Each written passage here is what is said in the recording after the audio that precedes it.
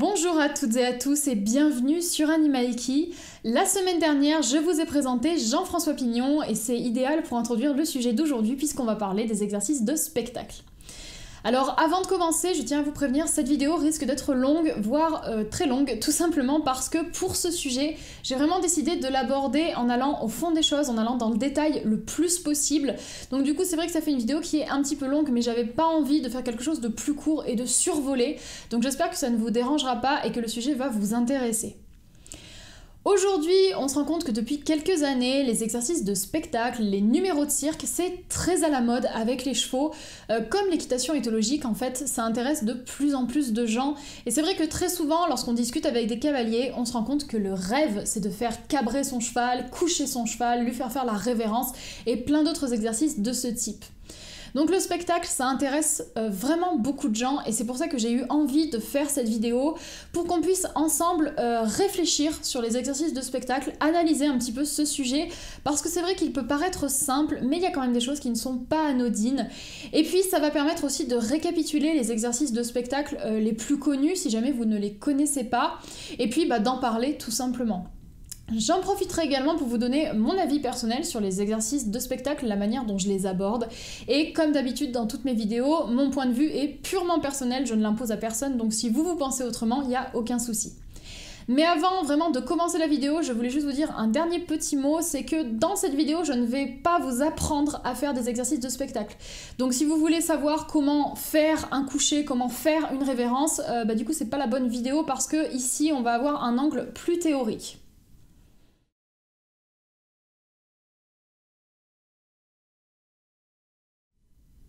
Alors avant tout, ce qu'on va faire, c'est qu'on va clarifier le sujet dont on parle, parce que c'est vrai que très souvent, les gens ont tendance à confondre l'équitation éthologique et le spectacle, alors que ce n'est pas la même chose. Donc ce que je vais faire, c'est que je vais vous donner un petit peu ma définition de chacune de ces deux disciplines, et on va se rendre compte très vite que c'est pas du tout la même chose en effet. Alors pour moi, l'équitation éthologique, c'est échanger avec le cheval en faisant des exercices, en évoluant avec lui, mais en s'appuyant sur le comportement naturel. Donc ça inclut beaucoup d'observation. C'est du dressage pour la communication. De l'autre côté, on a le spectacle, où là, le spectacle, ça va être mettre le cheval en scène dans un but artistique, avec le plus souvent une narration, et avec des exercices qui vont servir l'esthétique. Donc il n'y a pas forcément de place pour le comportement naturel. Et là, du coup, c'est du dressage pour de l'artistique. Donc rien que quand on dit ça, déjà, on se rend parfaitement compte que les deux n'ont pas du tout le même objectif.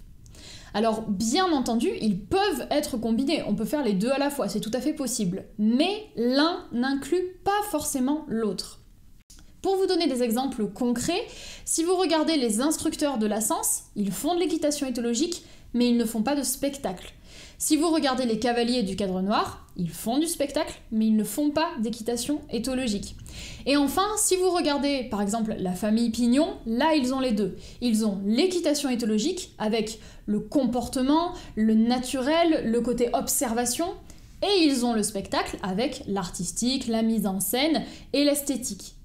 Donc je pense que c'est très important de faire le point comme ça sur ces deux notions, comme ça on est bien sûr de ce dont on parle et on peut ensuite aborder sereinement tout ce qui est les exercices de spectacle.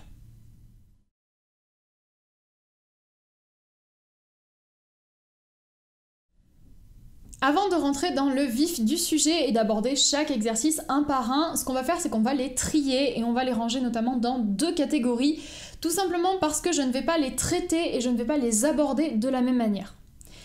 La première catégorie qu'on va avoir, c'est ce qu'on va appeler les cas généraux, dans le sens où ce sont des exercices qui, je trouve, sont assez facilement réalisables, ils sont assez basiques. Alors, ça ne veut pas dire qu'ils sont tous faciles, bien entendu, il y en a qui sont plus difficiles à réaliser que d'autres.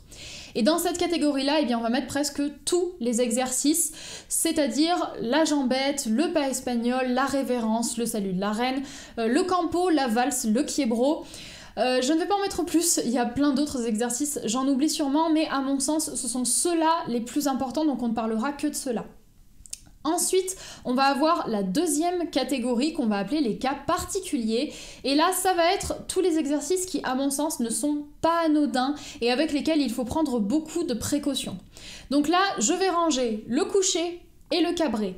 Et avec toutes les déclinaisons, donc pour le coucher on a assis et allongé, et pour le cabré on a levade, croupade, cabriole et pesade. Alors vous devez vous demander pourquoi est-ce que j'ai décidé comme ça de faire ces deux catégories. Eh bien tout simplement parce que je trouve que le cheval ne s'implique pas de la même manière psychologiquement pour chacune de ces deux catégories. Pour tout ce qui est les cas généraux, eh bien en fait ce sont des mouvements qui naturellement ne veulent pas forcément dire quelque chose. Ça se rapporte plus au jeu à la rigueur, mais ça n'a pas obligatoirement un sens fort. Alors que les cas particuliers, là il y a une vraie signification. Le coucher, c'est de la décontraction, ça nécessite beaucoup de confiance, il y a un énorme lâcher-prise et c'est très fort d'avoir cette attitude-là avec un homme.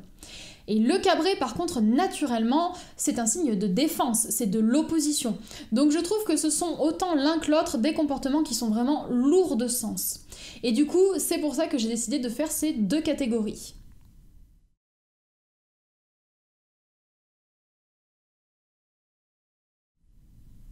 Nous voilà dans la catégorie des cas généraux et du coup on va regarder chaque exercice un par un et tour à tour on va les décortiquer.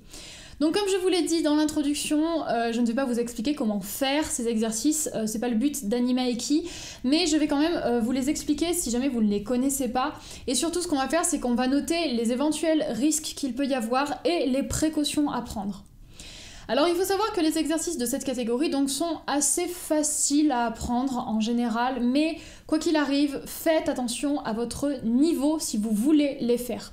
Soyez sûr que votre cheval est suffisamment éduqué, qu'il est suffisamment respectueux et que si jamais il y a des débordements, vous êtes capable de les maîtriser et ça c'est vraiment super important.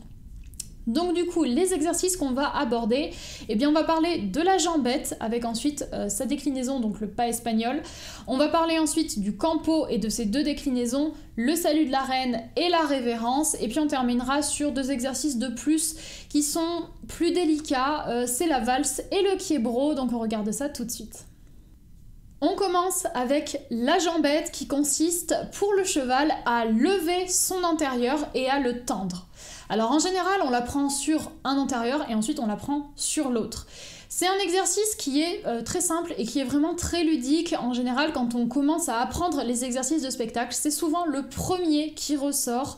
Mais avec cet exercice, faites attention à l'éducation de votre cheval.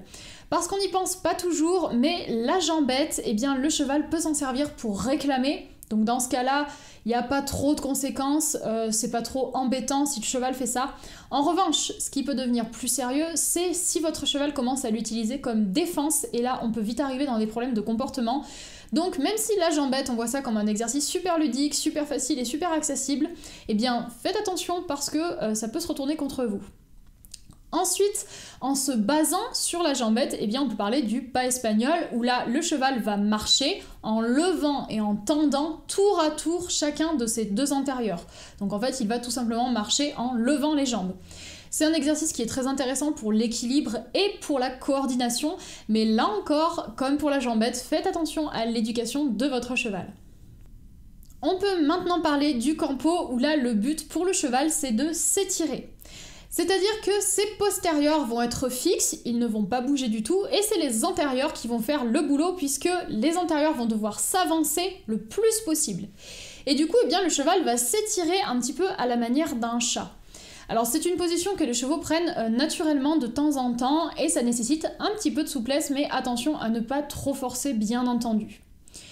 Ensuite, qui se base sur le campo, on a le salut de la reine, où là on va faire exactement la même chose, donc on va demander au cheval de s'étirer, mais cette fois on va rajouter un petit détail, on va demander à ce que le cheval baisse la tête entre ses antérieurs.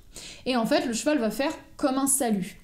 Donc là, ça sollicite un petit peu le dos, faites attention de ne pas trop pousser le cheval, mais surtout pour ce genre d'exercice, faites attention aux réflexes d'opposition, puisque un cheval qui n'est pas éduqué, voire qui est mal éduqué, eh bien il y a des chevaux qui ont tendance à se braquer quand on leur demande de se baisser et qui peuvent avoir des réactions un petit peu violentes. Donc si vous voulez le faire, faites attention à ce que votre cheval vous respecte bien et à ce qu'il ait une bonne éducation pour que tout se passe bien. Et ensuite, en se basant sur le salut de la reine, on peut obtenir une révérence. Donc là encore, c'est la même chose. On va d'abord commencer sur un campo, c'est-à-dire sur étirer le cheval. On va passer en salut de la reine avec la tête entre les antérieurs. Et ce qui caractérise la révérence, c'est qu'on va rajouter en plus un antérieur qui va être replié. Donc en fait, le cheval va mettre un genou à terre. Là encore, ça sollicite le dos. Et là encore, faites attention aux réflexes d'opposition et faites attention à ce que votre cheval soit bien éduqué. On va maintenant parler de la valse, qui est un exercice qui se fait à pied. Donc on va partir au sol avec le cheval face à nous, et nous, on va être immobile et on ne va rien faire. C'est le cheval qui va faire le boulot. Et le but pour le cheval, eh bien, ça va être de tourner sur lui-même, donc de faire un tour complet et de venir nous redonner sa tête. C'est un exercice qui peut vite devenir délicat, qui peut même devenir dangereux, tout simplement parce que au moment où la croupe du cheval va venir vers vous et va se mettre en fait en face de vous, eh bien le cheval peut très facilement vous viser, faire une ruade, et là ça peut être dramatique. Donc cet exercice-là vraiment n'est pas anodin. Faites attention, si vous voulez le réaliser, à bien avoir un total respect avec votre cheval, à ce qu'il soit très bien éduqué, parce qu'un accident c'est vite arrivé en faisant une valse. Et enfin, on va terminer sur le dernier exercice que j'ai décidé de mettre dans cette catégorie, c'est le quiebro. Donc là, c'est un exercice où pour le cheval, le but, ça va être de sauter d'un antérieur sur l'autre et ça va donner un mouvement de gauche-droite. Sur cet exercice-là, faites attention à votre espace personnel parce qu'il y a des chevaux qui ont tendance à avancer. Et quand ils avancent, eh bien mécaniquement, nous, on ne fait pas forcément attention, on a tendance à reculer. Et dans ce cas-là, il y a des chevaux qui peuvent se dire qu'ils nous impressionnent et qui peuvent essayer de prendre le dessus. Donc hiérarchiquement, c'est un exercice qui peut poser des soucis, donc faites attention là encore à avoir un cheval respectueux et bien éduqué.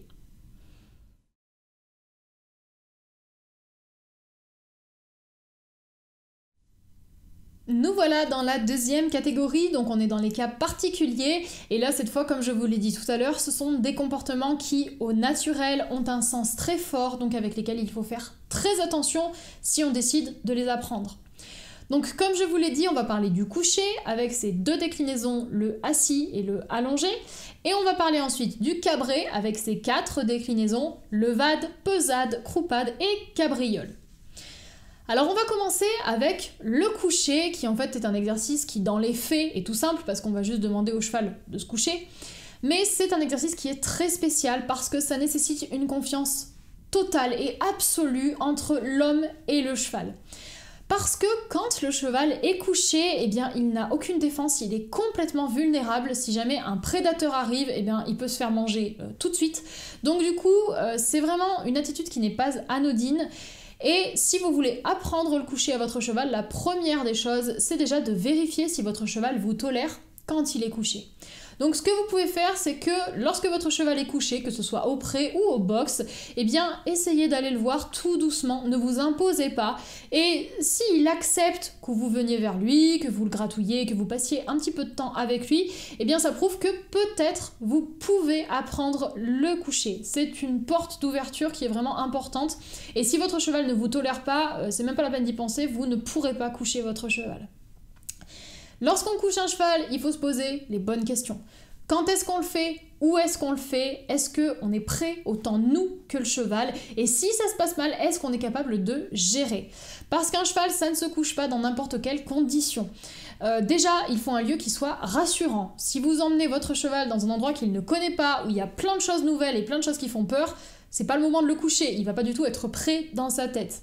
De même, il faut qu'il y ait un sol confortable. Si vous lui demandez de se coucher sur des petits cailloux pointus, il va pas vouloir se coucher, c'est logique. Et ensuite, il faut quand même avoir une bonne relation avec votre cheval, puisque en se couchant, comme il va être vulnérable, il faut qu'il puisse compter sur vous, que vous puissiez le protéger, et ça c'est super important. Et enfin, il y a certains moments de la journée où les chevaux ne se couchent pas, je pense notamment au coucher du soleil, donc au crépuscule, puisque naturellement c'est un horaire où les prédateurs ont tendance à sortir, à être actifs, donc du coup ne couchez pas un cheval à cette heure-là. Concernant les méthodes pour apprendre aux chevaux à se coucher, il y en a plusieurs qui existent, mais celle dont on parle le plus et qui est le plus utilisée, je pense, c'est la méthode de l'entrave. Donc si vous ne connaissez pas, ça consiste à entraver un antérieur du cheval, donc à le replier et à le tenir plié. Et en fait, on va demander le coucher, on va maintenir la pression, et on va attendre jusqu'à ce que le cheval se couche, et quand il sera couché, On enlèvera l'entrave, on cédera, on récompensera, et c'est comme ça que beaucoup de chevaux apprennent à se coucher. Moi, personnellement, c'est une méthode où je ne me reconnais pas, donc du coup, j'ai pas envie de l'utiliser. Parce que je trouve que le cheval ne doit jamais être forcé, surtout pour le coucher, parce que c'est vraiment hyper particulier. Et je trouve que, comme dans le coucher, le cheval se donne entièrement, eh bien je trouve que ça doit venir à 100% de lui, sans qu'il y ait une entrave qui l'y oblige. Alors après, c'est mon point de vue, mais moi je vois les choses comme ça. Personnellement, je ne couche pas mes chevaux. Alors, Ladakh et Chanel, je peux les approcher lorsqu'ils sont couchés auprès, il n'y a aucun souci, je peux les gratouiller partout, ils me font vraiment confiance. Mais j'ai pas envie de leur apprendre, d'abord parce que Ladakh, il est très immature, donc il est pas du tout prêt, je pense, pour ce genre d'exercice, donc j'y pense même pas. Et je pense que si je lui demandais aujourd'hui, il aurait tendance à résister, justement parce qu'il a encore cette immaturité, donc avec Ladakh, c'est même pas la peine. Et avec Chanel, je pense qu'elle est prête, et je pense d'ailleurs qu'avec la méthode de l'entrave, je pense qu'elle se coucherait très vite. Mais comme j'ai pas envie d'utiliser cette méthode-là, j'ai envie d'avoir quelque chose de plus doux, et j'ai pas encore trouvé une méthode qui lui convient. Donc du coup, je ne les couche ni l'un ni l'autre, et c'est pas un objectif pour moi. C'est-à-dire que si un jour j'arrive à les coucher, je serais super contente, parce que c'est quand même un magnifique cadeau qu'ils nous font quand on arrive à les coucher. Mais si jamais je ne les couche, jamais, franchement, ça m'embêtera pas parce que voilà, c'est quand même un exercice anodin et j'ai pas envie de le demander dans la force. Alors ensuite, on peut parler du assis, où là, le cheval va tout simplement s'asseoir sur sa croupe.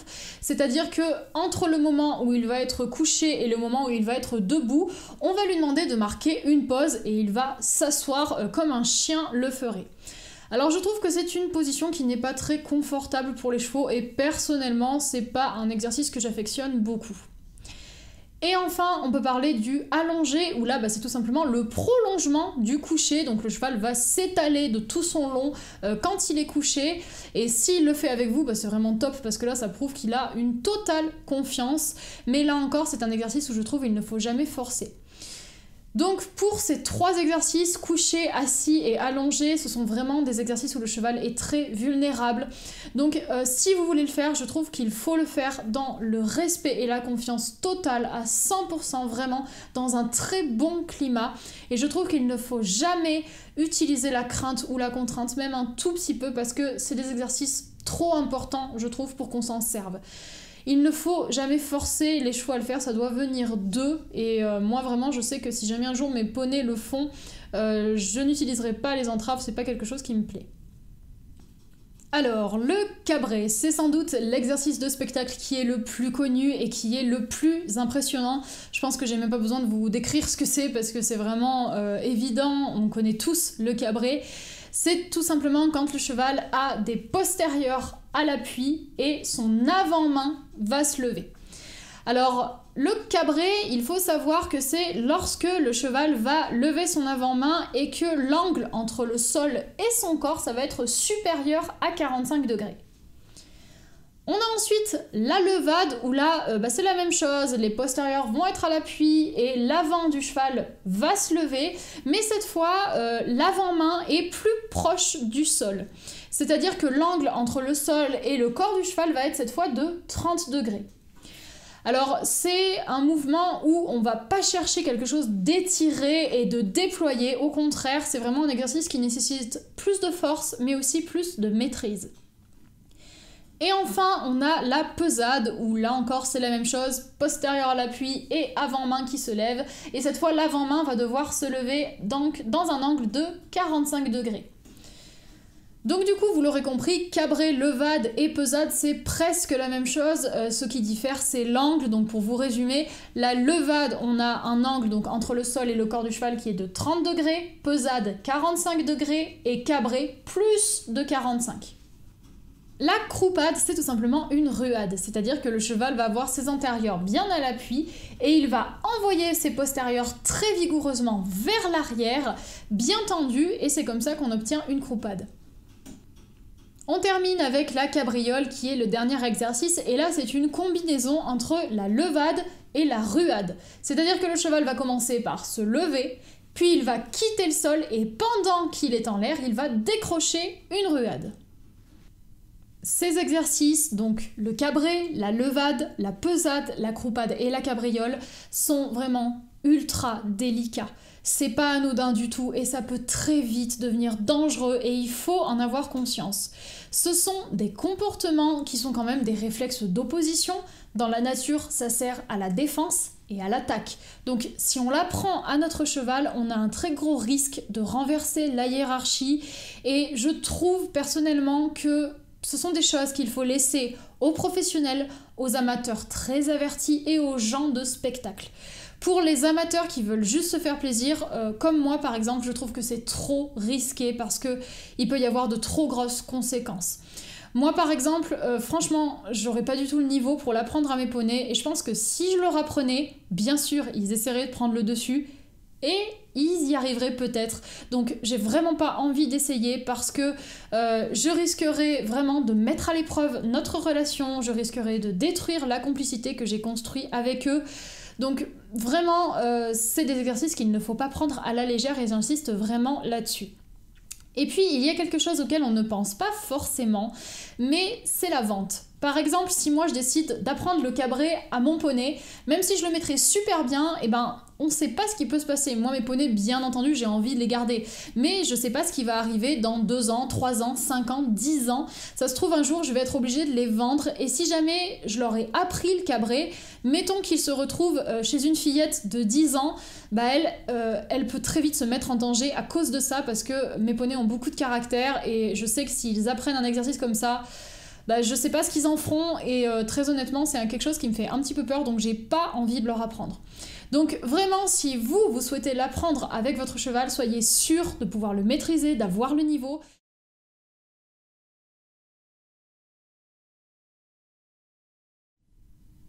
Dans ma façon de fonctionner avec mes poneys, moi, mon objectif, c'est de communiquer et d'échanger avec eux en ayant une relation qui soit la plus solide, la plus juste et la plus respectueuse possible.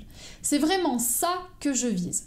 Et moi, dans ma pratique, j'ai pas envie de faire du spectacle, parce que le spectacle, j'aime beaucoup ça, j'en regarde souvent, et les exercices de spectacle, je trouve ça très sympa, mais c'est pas un but pour moi, c'est pas quelque chose que je recherche. Mais je m'en sers quand même, et je m'en sers d'une manière un petit peu spéciale, c'est pour ça que j'ai voulu vous en parler dans cette vidéo. Il faut savoir que mes poneys s'ennuient très vite dans le travail, et du coup ça m'oblige sans arrêt à innover. Par exemple, lorsqu'on aborde un nouvel exercice, au début mes poneys sont super contents parce que c'est nouveau, ça les change d'habitude, mais le problème c'est qu'ils se lassent avant même de maîtriser l'exercice, ce qui est pas pratique du tout, parce que idéalement, ce qu'il faudrait, ce serait qu'on aborde un nouvel exercice, qu'ils le maîtrisent à 100% et qu'on passe au suivant. Mais comme mes poneys sont impatients, je peux pas me permettre de faire ça parce que si je les fais stagner trop longtemps sur le même exercice, bah, ils ont plus envie, je perds leur morale, je perds leur motivation et on rentre dans quelque chose de pas agréable et c'est pas mon but. C'est là que les exercices de spectacle vont m'être utiles. Parce que ce que je vais faire, c'est que grâce aux exercices de spectacle, je vais pouvoir diversifier ma pratique et apporter de la nouveauté. Par exemple, avec la DAC, si on apprend le déplacement latéral, alors au début, il va découvrir l'exercice, il va trouver ça sympa parce que c'est nouveau, ça change de d'habitude, donc il va être motivé, il va faire les choses. Et au bout d'un moment, quand il va comprendre le processus, il va se blaser et il va avoir envie de faire autre chose. C'est dans ces cas-là que je vais apporter un exercice de spectacle. Je vais choisir celui qui va bien, celui qui me convient bien, qui va aussi avec l'éducation de mon poney, par exemple la jambette. Je vais introduire la jambette, donc de nouveau, je vais récupérer l'attention et la motivation de la DAC, il va être tout frais, et quand il sera dans de bonnes dispositions, je pourrai retourner sur mon déplacement latéral et on va continuer de l'apprendre dans une bonne dynamique. Moi, c'est comme ça que je me sers des exercices de spectacle, donc c'est un petit peu spécial, mais du coup, pour moi, ça sert plus à faire diversion, mais c'est pas une fin en soi. Mais voilà, j'avais envie de vous en parler parce que ça peut peut-être vous donner des idées si vous avez des soucis d'attention avec votre cheval. Alors mes poneys sont jeunes, dans quelques mois ils vont avoir donc 4 et 5 ans et c'est vrai que forcément, sachant qu'ils sont jeunes, eh bien ça a un impact sur la manière dont moi je me comporte avec eux. Donc aujourd'hui, moi ce que je cherche, c'est vraiment qu'ils aient une bonne éducation. Je veux qu'ils soient respectueux, je veux qu'ils aient de bonnes manières et qu'ils connaissent les mobilisations de base. Mais je n'exige pas plus d'eux pour l'instant. Moi tout ce que je veux c'est du basique, tout simple, parce qu'ils sont jeunes. Et c'est vrai que le spectacle, c'est pas de l'éducation, c'est du dressage, c'est quelque chose de beaucoup plus fin. Et moi, pour l'instant, avec mes poneys, je suis pas encore dans un travail de finesse. Ça arrivera plus tard. Alors après, quand mes poneys seront très bien éduqués, qu'ils auront de la bouteille, qu'ils seront plus vieux, peut-être que je viendrai aux exercices de spectacle parce que je trouve ça quand même très sympa, mais pour l'instant, c'est pas le cas. Mais quoi qu'il arrive, je pense que la meilleure façon de fonctionner avec les chevaux, c'est d'abord de les éduquer et ensuite de les dresser. Ça paraît tout simple, mais c'est des choses quand même qu'il faut dire, je pense. Parce que le spectacle, pour moi, les exercices de spectacle, ça doit vraiment venir quand l'éducation est irréprochable et pas avant. Ça y est, on est à la fin de cette longue vidéo, enfin. Alors j'ai pas abordé tous les exercices de spectacle, il y en a que j'ai laissé de côté, je pense notamment à tout ce qui est enlever le tapis, sourire, monter sur un objet, ramasser un objet, ce genre de choses. Mais bon, les exercices que j'ai abordés aujourd'hui dans cette vidéo, je pense que ce sont les plus connus et les principaux, c'est pour ça que c'est ceux-là que j'ai sélectionnés. En tout cas, quoi que vous fassiez avec votre cheval, que ce soit spectacle ou pas spectacle, je pense quand même que le plus important c'est de se poser les bonnes questions. Pourquoi est-ce qu'on le fait? Est-ce qu'on en a vraiment besoin? Parce que ça, je trouve que c'est une question qu'on ne se pose pas assez. Est-ce qu'on a suffisamment de maîtrise? Est-ce qu'on a suffisamment de niveau? Est-ce qu'on est capable de gérer les choses si jamais ça se passe mal? Et puis, quel est le futur de notre cheval? Est-ce que les acquis qu'il a actuellement ne risquent pas de devenir dans le futur des obstacles si jamais il est vendu, par exemple? Donc voilà, j'ai trouvé vraiment super intéressant de vous faire cette vidéo aujourd'hui. Je trouve que les exercices de spectacle, ça peut être vraiment magnifique, mais que si on veut les apprendre, il y en a quand même certains qui sont très risqués. Donc personnellement, moi je décide de laisser ça à des professionnels. Moi, quand je fais des exercices de spectacle, c'est vraiment des trucs hyper basiques, comme je vous l'ai dit, pour récupérer l'attention de mes poneys. Donc c'est vraiment pas des exercices que je pousse loin. Il y en a même certains que j'ai abordés, que j'ai jamais terminés, parce que voilà, ça m'intéresse pas spécialement. Aujourd'hui, je préfère déjà éduquer mes poneys, on verra plus tard pour les dresser de manière plus fine. Donc n'hésitez surtout pas à commenter cette vidéo parce que j'aimerais vraiment savoir comment vous pensez, comment vous réagissez par rapport aux exercices de spectacle. Donc j'attends vos retours. Et je vais vous dire à la semaine prochaine. On va se retrouver mercredi dans une nouvelle vidéo comme d'habitude. En tout cas, j'ai été ravie de vous retrouver aujourd'hui pour cette vidéo-là que j'ai pris beaucoup de plaisir à faire. Donc je vous dis à très bientôt.